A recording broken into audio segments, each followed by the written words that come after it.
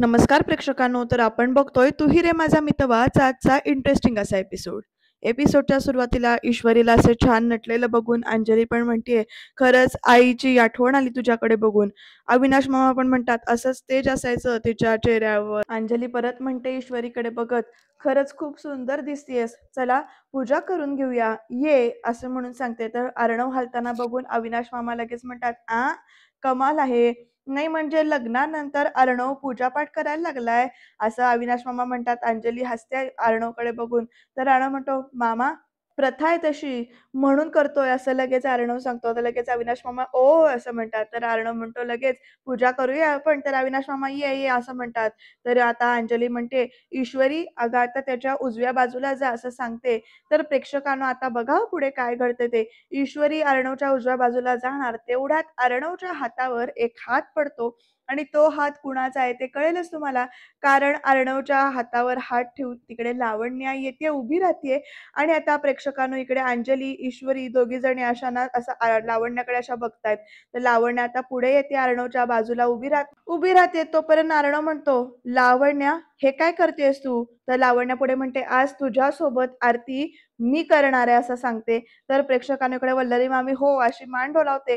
तर ईश्वरी अशी अचाट पुन्हा अर्णवकडे आणि लावण्याकडे बघत राहते. आता नेमकं आता काय पुढे घडणार बघूया प्रेक्षकांनो इकडे. अंजली म्हणते, "लावण्या, देवीची आरती जोडप्याने करायची असते." तर लावण्या म्हणते, "ऑफकोर्स आय नो दॅट." तर अर्णव म्हणतो, "मग तुला हेही माहिती असेल की मी सिंदूर बायको आहे आता माझी," असं लगेच अर्णव इथे बोलतो. तर लावण्या डोळे मोठे करून ना अर्णवकडे इथे बघते. अर्णव तिच्या हात जो लावण्याने हात ठेवलेला असतो ना, तो हात बाजूला करतो इथे आणि इकडे आजी तेवढ्यात बोलतात, "आज लावण्याच्या हातून पूजा आणि आरती व्हावी म्हणून मी बोलवलंय तिला." आणि लावण्या खुनशी नजरेनं अर्णवकडे बघत इकडे हसते अशी वेगळ्याच नजरेनं. वल्लरीच्या चेहऱ्यावर मात्र जे काही स्माईल आले ना, ते एक नंबर दाखवले बरं का इथे. तर आजी सुद्धा अशा ठामपणे बोलताना बघून ना इकडे ईश्वरीच्या डोळ्यामध्ये आता पाणी आलंय. आजी पुढे म्हणतात, "एकामागून एक पुढे संकट यायला सुरुवात झालेली आहे आणि हे का होतंय हे तुला चांगलंच माहितीये चिंटू. लावण्याच्या हातून पूजा झाली तर देवी प्रसन्न होईल असं वाटलं मला, म्हणून मी बोलवलंय तिला," असं लगेच आजी सांगतात. तर लावण्य अगदी साळसूदपणाचा आवरून हसते. तर लगेच ईश्वरी आता म्हणते, "पण आजी, मी सुद्धा पूजा मनापासूनच करतेय," असं ईश्वरीने सांगितल्यानंतर वल्लरी म्हणते, "पण काय आहे ना, बळजबरीच्या सुनबाई." आता वल्लरी कशी बोलते बघा इकडे. अर्णव लगेच डोळे मिटून घेतो इथे. लगेच इकडे वल्लरी म्हणते, "लावण्याच्या पायगुणाने काहीतरी फरक पडेल या घराला असं वाटलं."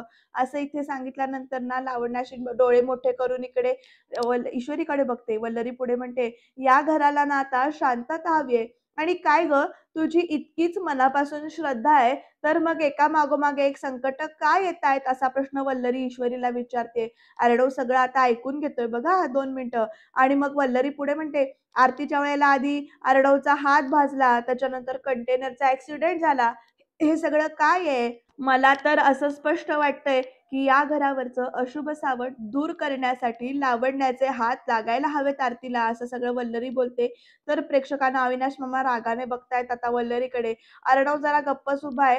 तर आता प्रेक्षकांना अंजली म्हणते, "मामी, अगं ईश्वरी या घरची सून आहे आणि तो हक्क तिच्यापासून कोणीही हिरावून घेऊ शकत नाही." पण वल्लरी म्हणते, "पण त्याच सुनेमुळे घरावर संकट येत असेल तर? तर काय करायचं?" असा प्रश्न आता वल्लरी मामी परत एकदा विचारते आणि आजी पण म्हणतात, "आणि गुरुजींनी सांगितलंय की अपशकुन टाळायचा असेल तर." तोपर्यंत आता अर्णव बोललाय आणि तो ओरडतोय, "इनफ! त्या पत्रिका, शकून, अपशकुन या गोष्टींवर माझा विश्वास नाहीये. नाही म्हणत या गोष्टी मी," असं म्हणत आता अर्णवने बोलायला तोंड उघडलंय बरं का इथे आणि प्रत्येकजण इथे अर्णवकडे बघत राहतोय आता. अर्णव पुढे म्हणतो, "आणि आजी, मी सिंदूरमुळे हे सगळं होतंय हे मी कधीच एक्सेप्ट नाही करणार," असं म्हणत अर्णव ठामपणे इथे बोलतो आता इथे आणि मग तो म्हणतो, "आणि अँड वन मोर थिंग सगळ्यांसाठीच, की मी सिंदूरमुळे या घरावर संकट येतंय, माझ्यावर संकट येतंय, हे वाक्य मला परत या घरात नको आहे," असं स्पष्टपणे इथे अर्णव सांगतो. तर वल्लरी बघा कशी बघते. तर अर्णव परत म्हणतो, "आय रिपीट, हे वाक्य या घरात परत नकोय." तर वल्लरी "अरे अर्णव," असं म्हणत बोलत असते. तोपर्यंत अर्णव ओरडून तिलाच गप्पा करतो आणि म्हणतो, "मामी, आता माझा डिसिजन झाला आणि दॅट्स फायनल असं तो सांगतो. तर लावण्या बघा कशी बघते शॉक होऊन अर्णवकडे. अविनाश मामा पण बघतायत अर्णवकडे, त्यांना पटतंय. तर अर्णव पुढे परत म्हणतो, "यावर आता परत वाद नकोय. ऑल राईट" असं म्हणतो आणि मग गप्प बसतो. तर लगेच म्हणतो, "लावण्या, तू आता दर्शन घे आणि ते सुद्धा कुणाचाही इन्सल्ट न करता." तर लावण्या बघा कशी बघते अर्णवकडे. तर अर्णव लगेच म्हणतो, "आरती सुरू करा." तर अंजली म्हणते, "ईश्वरी, तू तुझ्या जागेवर जा." आणि आता ईश्वरी एक नजर अर्णवकडे बघते. लावण्य अशी वेगळ्याच नजरेनं बघते आणि ईश्वरी हळू ना अर्णवच्या बाजूला जाऊन उभी राहते. आणि आता तेवढ्यामध्ये अविनाश मामा आई अंबेचा उदो उदो असं म्हणतात आणि इथे आरतीला सुरुवात होते. ईश्वरी नकळत का होईना इकडे अर्णवच्या हाताला हात धरून उभी राहते, हात लावून आरती करण्यासाठी. वातावरण 2 मिनिटासाठी प्रसन्न होऊन जातं. जे काही झालंय ते सगळं म्हणजे असं विरघळून जातं आईच्या आरतीच्या आरतीमध्ये. आणि लावण्य मात्र ईश्वरीने लावलेल्या अर्णवच्या हाताकडे बघतीये आणि त्या दोघांना एकत्र बघून इथे लावण्याचा जळफळाट परत व्हायला चालू होतोय. प्रेक्षकांनो, अर्णवचा तुम्हाला आत्ताचा घेतलेला हा स्टँड आवडला का ते कमेंटमध्ये नक्की सांगा. वल्लरी मामीचं तोंड मात्र इथे आता पडलेलं आहे. बघूया आता पुढे काय घडणार आहे नेमकं. तर लावण्याचा मात्र इथे घोर अपमान झालाय. ती सुद्धा ईश्वरीकडे अशी रागाने बघतेय. आता ह्या सगळ्यामुळे ईश्वरी आणि अर्णववर परत काही मोठं संकट येणार का? किंवा वल्लरी मामी आता गप्प बसणार नाही आपल्याला माहिती आहे. बघत राहूया ती काय करते ते. पण आत्ताचं वातावरण जे काही आहे त्या आरतीमुळे एकदम प्रसन्न आणि शांत असं झालंय. आजीसुद्धा अशा गप्प बसल्यात कारण अर्णवने घेतलेला स्टँड जो काही आहे तो अगदीच योग्य आहे असं मला वाटतं. आता बघू पुढे काय होतंय ते. या दोघी मात्र एकमेकींकडे बघतायत आणि काहीतरी करतायत. तर प्रेक्षकांनो, इकडे ना नम्रता आईला शिकवते की कसा कॉम्प्युटर वापरायचा ते. ती म्हणते, "हे बघ आई, असं राईट क्लिक केलं ना, तुला इथे नवीन ऑर्डर दिसतात आणि मग त्याच्यानंतर इथे बघ तू करून" असं सांगते.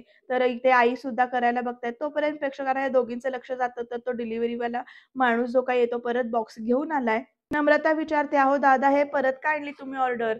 तर लगेच कस्टमरने ऑर्डर कॅन्सल केली असं इकडे ते दादा सांगतात. इकडे नम्रता विचारते, "अहो पण असं का केलं त्यांनी?" तर ते म्हणतात, "माहिती नव्हतं," असं म्हणत निघून गेलेत. तर प्रेक्षकांनो, तो एवढा मोठा मिठाईचा पॅक केलेला बॉक्स जो काही येतो मात्र तसाच तिथे आहे.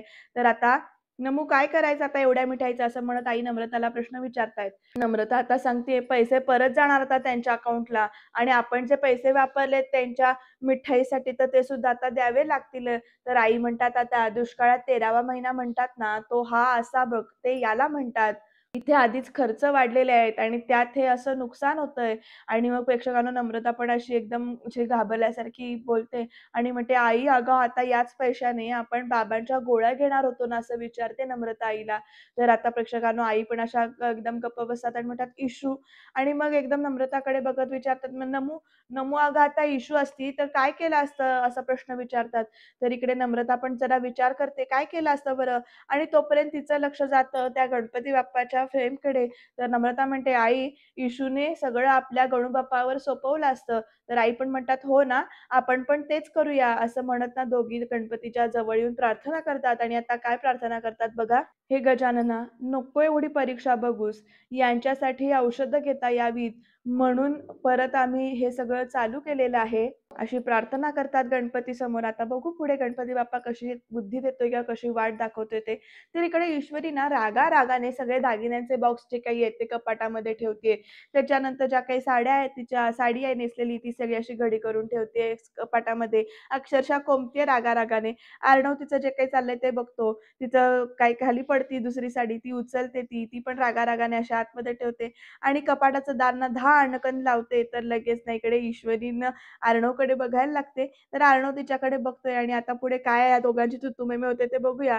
अर्णव म्हणतोय, "लावण्याचा राग कबर्डवर काढून कबर्ड तुटेल, तिला काहीच नाही होणार," असं सांगतो. तर ईश्वरीना त्याच्याकडे बघत राहते. अर्णव पुढे म्हणतो, "तसंही तिला आजीनी बोलावलं होतं.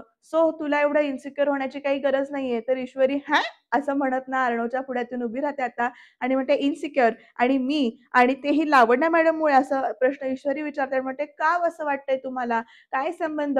हां, मला लावण्या मॅडमच्या वागण्याची तकलीफ होतीये, पण ते इन्सिक्युअर झाल्यामुळे नाहीये असं ईश्वरी आता अर्णवला स्पष्टपणे सांगते. तर अर्णव बघा ईश्वरीकडे कसा बघतोय आणि विचारतोय, "म्हणजे आरतीमध्ये जे काही सगळं घडलं, त्यामुळे तुला काहीच फरक नाही पडला?"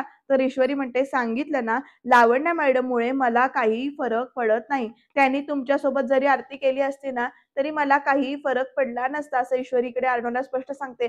पण म्हणते, "हां, आपल्या घरची प्रथा मोडली गेली असती म्हणून मी बोलले." तर लगेच अर्णव विचारतो, मग एवढी आदळआपट कशाला करतेस? तर ईश्वरी म्हणते, "हो, केली मी आदळआपट. कारण राग आहे माझ्या मनामध्ये, पण त्याचं कारण त्या नाहीत, तर तुम्ही आहात तुम्ही." असं लगेच ईश्वरी त्या अर्णवला म्हणते. तर अर्णव असं मी असं म्हणतो. तर ईश्वरी म्हणते, "त्यांच्याशी लग्न बोलायला मी नव्हतं सांगितलं तुम्हाला, पण त्यांना असं वाटतंय ना, की सगळं काही मीच केलंय, म्हणजे कर्म तुमची आणि सगळे बिलं फाडतायत माझ्यावरती." असं इकडे ईश्वरी म्हणते. "आणि हे सगळ्यांचे ताणे का ऐकून घ्यायचे मी? चूक तुमची आणि सगळे बोलणार मला आणि वर हे सगळं कमी म्हणून तुम्ही माझी शाळा घेणार. तुमच्यासारख्यांना दुष्ट इन्सान जगात शोधूनही सापडणार नाही. आणि जर का एवढंच आहे ना, तर त्या लावण्या मॅडमना असं ईश्वरी बोलत असते, तोपर्यंत अर्णव म्हणतो, "1 मिनिट." आणि अर्णव म्हणतो, "1 मिनिट. माझ्या आयुष्यात तुझी जागा दुसरी कोणच घेऊ शकत नाही मिस इंदोर. दुसरं कोणीच घेऊ शकत नाही." असं ईश्वरीला इकडे अर्णव म्हणतो आणि पुढे म्हणतो, "तुझं आणि लावण्याचं काही कंपॅरिझनच नाहीये. कळलं तुला?" असं म्हणतो. तर ईश्वरी त्याचा हात लगेच झटकून देते इकडे आणि मग पुढे म्हणते, "माझ्या जवळ यायचं नाही. कळलं?" तर प्रेक्षकांनो, अर्णव तिथली जी काही आपली डायरी आहे ती उचलून अशी परत टेबलवर आपटतो आणि ईश्वरी आता अर्णवकडे बघते आणि ईश्वरी म्हणते, मला तिला पण राग आला. त्यामुळे ते काय करते, तिथे जो काही पाण्याचा ग्लास ठेवलाय ना, तो ग्लास उचलते आणि जोरात खाली फेकून देते. तर अर्णव असा हात वर करून असा एकदम बघतो तिच्याकडे आणि मग ईश्वरी त्या पाण्याच्या ग्लासकडे आणि अर्णवकडे बघत म्हणते, एकदम हात-बीत असं करून, "मलाही राग येतो." आणि मग प्रेक्षकांनो, तोपर्यंत दरवाजा वाजल्यासारखा वाटतो म्हणून ईश्वरी धावत-धावत ग्लास उचलून ना परत तिथे टेबलावर आणून ठेवते. तर अर्णव लगेच म्हणतो तिच्याकडे बघत, "एवढी भीती वाटते तर हे असं काही करायचंच नाही ना," असं म्हणतो. तर ईश्वरी परत रागाने अर्णवकडे बघतीये आणि कशी बोलतीये बघा. तर प्रेक्षकांनो, तुम्हाला हा ईश्वरीचा हा जो काही चाललेला आहे ते आवडतंय, पटतंय का नाही ते कमेंटमध्ये नक्की सांगा. तर आता बघू पुढे काय-काय घडतंय ते. तर प्रेक्षकांनो, आकाश इकडनं बाहेरनं कुठून तरी येतोय. तर अविनाश मामा त्याला जाऊन विचारतायत, "आकाश, अरे ॲक्सिडेंटच्या केस संदर्भात किंवा कंटेनरच्या ॲक्सिडेंट संदर्भात पोलिसांशी बोलणं झालं का?" तर इथे आकाश सांगतो, "इन्व्हेस्टिगेशन सुरू आहे, बट ॲक्सिडेंटचा एक्झॅक्ट रिझन कळलं नाही अजून." तर अविनाश मामा म्हणतात, "आपल्या ड्रायव्हरने ऐनवेळी उडी मारली. याचा अर्थ त्याला माहिती होतं, की आपला कंटेनर खाली कोसळणार आहे." तर आकाश पण त्याच्या अविनाश मामाच्या म्हणण्याला होकार देतो. तर अविनाश मामा पुढे म्हणतात, "एनिवेज तू पोलिसांबरोबर टचमध्ये राहा आणि जा आधी आवरून घे आणि काहीतरी खाऊन घे." तर आकाश येस म्हणत तिकडनं निघून जातो. तर अविनाश मामांच्या डोक्यामध्ये आता ट्यूब पेटलेली आहे किंवा अविनाश मामा एका वेगळ्या दृष्टीने विचार करतायत आणि ते म्हणतायत, "मला असं वाटतंय, की हा अपघात कुणीतरी मुद्दामून घडवून आणलाय." पण कोणी घडवून आणला असेल हा प्रश्न त्यांना पडलाय आणि आता याचं उत्तर सापडतंय का ते बघत राहूया. त्या प्रेक्षकांनो, इकडे ना अर्णवच्या रूमचं दार वाजलंय आणि अंजलीताई आली आहे तिथे. तर अर्णव विचारतो, "ताई, काय झालं?" तर अंजलीताई म्हणते, "काय झालं हे तू सांग मला." आणि मग ईश्वरीकडे आणि अर्णवकडे बघत अंजली म्हणते, "मला आवाज आला भांड्याचा म्हणून मी आले." तर लगेच ईश्वरी म्हणते, "नाही ताई, ग्लास चुकून खाली पडला." तर लगेच अंजली त्या ग्लास टेबलकडे बघते तर ती म्हणते, "अरे पण ग्लास तर टेबलवरच आहे." तर ईश्वरी म्हणते, की "तो ग्लास मी परत उचलून ठेवला." तर आता अंजली म्हणते, "तुम्ही खरं सांगा, तुम्ही दोघं भांडत होतात ना?" असं विचारते आरडवाडी ईश्वरीला आणि मग पुढे म्हणते, "चिंटू, मी तुला सांगितलं होतं ना, तिला जरा समजून घे. नवीन आहे ती या घरात, तिला त्रास देऊ नकोस. थोडं रुळायला वेळ लागेल की नाही तिला." असं म्हणत ना आता अंजली अर्णवला ओरडते. तर अर्णव म्हणतो, "ताई, आम्ही भांडत नव्हतो खरंच अगं. मी तिला समजवायचा प्रयत्न करत होतो." तर ईश्वरी ना अशी गप्प गळ्याला हात लावून बघत असते. तर अर्णव पुढे म्हणतो, "हो, तिला ॲसिडिटी झाली तिच्या पोटात जळजळायला लागलं ना, की मग ती ना तोंडाने ड्रॅगनसारखी आग ओकते." असं सगळीकडे अर्णव बोलतो आणि म्हणतो, "तिला म्हटलं औषध घे मी, पण ड्रॅगन ऐकतच नाही." असं म्हटल्यानंतर ना इकडे ईश्वरी बघा कशी म्हणते, "बघितलात ना ताई, बघितलत ना कसं बोलताय ते?" तर अंजली म्हणते, "अगं पण तू पण औषध घे ना, तो म्हणतोय तर." असं म्हटल्यानंतर अर्णव ईश्वरीकडे बघत राहतो. तर प्रेक्षकांनो, इकडे वल्लरीला जे सगळं आठवतंय, की "मी सिंदूरमुळे माझ्यावर संकट येतंय, या घरावर संकट येतंय." हे वाक्य परत या घरात नकोय हे सगळं बोललेलं इकडे वल्लरीला आठवतंय आणि वल्लरी रागारागाने ना आपल्या बांगड्या वगैरे काढत असते. तर अविनाश मामा तिथे आता आलेत आणि आता पुढे काय म्हणतात अविनाश मामा वल्लरीला ते बघूया. कारण इकडे दागिने काढत असताना अविनाश मामा हळूच दरवाजा लावतात आणि मग आता वल्लरीच्या पाठीमागे येऊन उभे राहतात आणि आता म्हणतात, की "लावण्याचं सारखं या घरात इथे येणं, हे काही योगायोग नाहीये." असं म्हटल्यानंतर ना वल्लरी बघा कशी बघते पलटून. तर लगेच, "हो ना वल्लरी?" असं म्हणत अविनाश मामा विचारतात. ते म्हणतात, "अशी बघू नकोस. तू किती कारस्थानं करू शकतेस किंवा काय-काय करू शकतेस, हे इतक्या वर्षात कळलंय मला बरोबर." असं अविनाश मामांनी सांगितलंय. तर वल्लरी म्हणते, "कारस्थान नाही, याला काळजी म्हणतात, काळजी." अर्णवसाठी मी जे काही करते ते त्याच्या भल्यासाठी आणि काळजीपोटीच करते असं वल्लरी म्हणते. तर अविनाश मामा म्हणतात, "हो का? आजपर्यंत स्वतःची काळजी करून स्वतःचं भलं कसं करता येईल? हे बघण्याचा रेकॉर्ड आहे आपला वल्लरी पाटील." असं म्हटल्यानंतर वल्लरी बघा रागाने बघते पुढे आणि अविनाश मामा म्हणतात, "मला खात्री आहे लावण्याने आरतीच्या वेळी जो काही तमाशा केलाय, तो तमाशा किंवा त्याला तुझा पाठिंबा होता आधीपासून.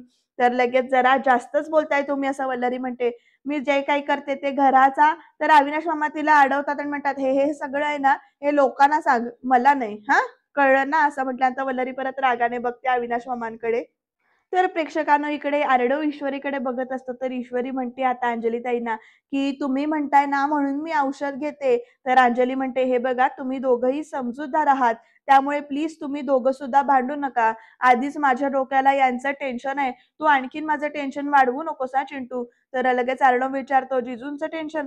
काही फोन आला होता का?" तर अंजली म्हणते, "तोच तर येत नाहीये ना. यावेळी ना जरा जास्तच लांबलाय त्यांचा आदिवासी पाड्यातला दौरा जो काही आहे तो." तर प्रेक्षकांनो अंजली म्हणते, "चिंटू तू जरा कॉन्टॅक्ट करून बघशील का यांना?" असं विचारते. तर लगेच अर्णव म्हणतो, "हो, करावं तर लागेलच." तर ईश्वरी म्हणते, "ताई अहो तुम्ही टेन्शन नका घेऊ." असं समजावते ती आणि म्हणते, "आता तुम्ही काळजी करायची ती फक्त तुमची आणि बाळाची काळजी करायची." असं समजावते. तर लगेच अंजली हसते. तर अंजलीला लगेच ईश्वरी म्हणते, "जिजू येतीलच की परत आणि त्यांना ही आठवण येतच असेल की तुमची." असं इकडे ईश्वरी बोलून अंजलीला धीर द्यायचा प्रयत्न करते. तर अंजली हो असं म्हणते. तर प्रेक्षकांनो तिला काय माहिती ती कुठल्या जिजूंबद्दल बोलते आणि तो जिजू नावाचा माणूस कोण आहे तो. तर असो पुढे बघत राहूया आपण काय घडतंय ते. अर्णवला मात्र ईश्वरीने जो काही अंजलीला 2 शब्दात धीर दिलाय, तो बघून बरं वाटतंय. तर इकडे अविनाश मामा म्हणतायत वल्लरीला, सात्विकाताई गेल्यानंतर तिचे सगळे दागिने तुला मिळावेत अंजली अर्णवला सांभाळण्यासाठी म्हणून म्हणून त्या दोघांना तू आपल्या घरात थारा दिलास. असं सगळं आता अविनाश मामा म्हणतात. त्या दोघांवर तुझी कधीच माया नव्हती. हे त्यांना माहिती नसलं ना, तरी मला चांगलंच माहिती असं इकडे अविनाश मामा वल्लरीला म्हणतात. तर वल्लरी रागारागात पुढे येऊन म्हणते, "हे सगळं तुम्ही आत्ता का सांगताय मला?" असं विचारते ती. तर अविनाश मामा म्हणतात, "कारण भूतकाळात जे घडलं ते परत घडायला नकोय मला वल्लरी." तर लगेच पुढे म्हणतात, "त्यावेळी मी गप्प बसलो होतो, पण आता मी गप्प बसणार नाही." असं सांगतायत. तर इकडे वल्लरीना भूतकाळात हरवते बघा प्रेक्षकांनो आणि भूतकाळातले काही-काही थोडे-थोडे प्रसंग आहेत ते इथे आपल्याला दिसतायत. ते काय आहेत ते बघा. दागिने चोरत होतीस तोपर्यंत दुर्लक्ष केलं मी. पण आज तू सन्मान चोरलायस, याला क्षमा नाही असं म्हणत तिच्या वल्लरीच्या थोबाडी तिथे सात्विकाताईंनी मारलेली असते. तो प्रसंग इथे आठवतोय वल्लरीला आणि वल्लरी पुढे म्हणते, "आपला शत्रू एकच आहे. त्यामुळे तुमचा पैसा आणि माझा प्लॅन वापरून त्या रमाकांत राजे शिर्केची अशी बदनामी घडवून आणू, की त्याला परत जगाला तोंड दाखवता येणार नाही. तर चहामध्ये औषध टाकलंय ना, तर हो, नोट सारले म्हटल्यावर टाकणारच ना, असं तो इकडे वेटर म्हणालेला असतो. तर चहा पिऊन झाल्यानंतर इकडे रमाकांत राजे शिर्के साहेबांचं इथे असं तोंड जे चहा पिऊन झालेलं दाखवलं इथे. तर तोपर्यंत इकडे प्रेक्षकांना ईश्वरीची आई इकडे गेटवर नोकरी मागण्यासाठी आली आहे. तो पण प्रसंग इथे दाखवलाय, की रमाकांत राजे शिर्केंना पुरस्कार मिळाला ना, त्या पुरस्कार सोहळ्यात मी भेटले होते त्यांना. म्हणजे त्यांनीच मला सांगितलं होतं, की "मला येऊन भेट, मी तुला नोकरी देतो." आणि मग प्रेक्षकांनो इकडे चहा पिऊन झाल्यानंतर रमाकांत राजश्री यांना त्रास होत होता आणि त्यावेळेला ते त्या ईश्वरीच्या आईच्या खांद्यावर डोकं ठेवून झोपलेले असतात आणि बाकी सगळे इथे येतात एकदम अचानक आणि हे सगळे प्रसंग आता वल्लरीला आठवतात. हा जो काही भूतकाळ आहे तो इथे आठवतोय. ते जे दागिने आहेत ते इकडे सात्विकाताईने परत इथे वल्लरीकडे आणून दिलेले असतात आणि त्यानंतर त्यांनी केलेली आत्महत्या ह्या सगळ्या घटनांची आठवण इकडे वल्लरीला होतीये.